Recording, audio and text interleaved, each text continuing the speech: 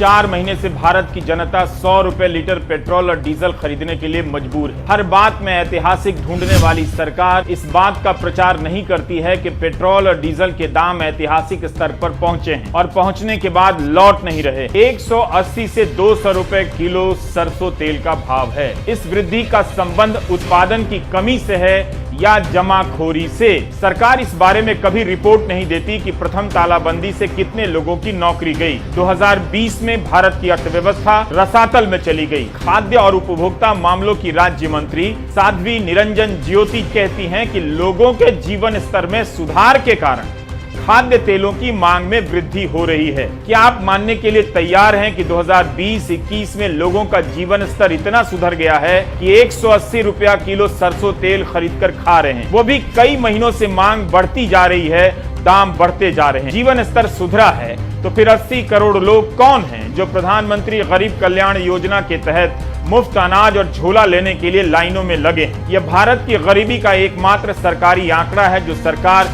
खुद से नहीं बताती। 90 रुपए का तेल 180-190 रुपए में मिल रहा है। पहले जो लोग 5 लीटर का डब्बा खरीदते थे वो अब 500 ग्राम और 200 ग्राम तेल की शीशी खरीद रहे हैं। कई महिलाओं ने कहा कि तेल के विकल्प के रूप में सब्जी उबाल कर खा रहे हैं। गीता देवी ने उबाल कर सब्जी पकाई और बताया कि इसी तरह से खाती। उनके पति जय जय राम सदा दिहाड़ी कमाते हैं, 6000 आमदनी है।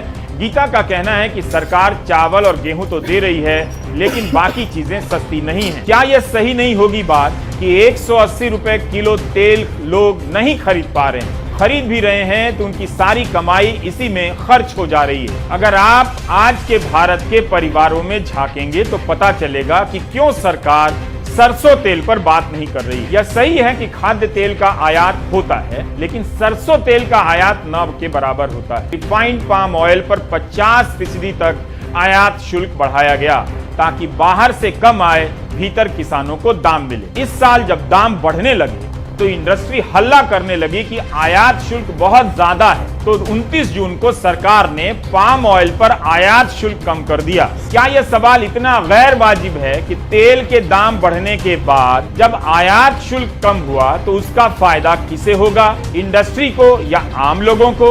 लेकिन आयात निर्यात के खेल में सरसों का तेल शामिल ही नहीं है। फिर सरसों का तेल क्यों महंगा हो रहा है?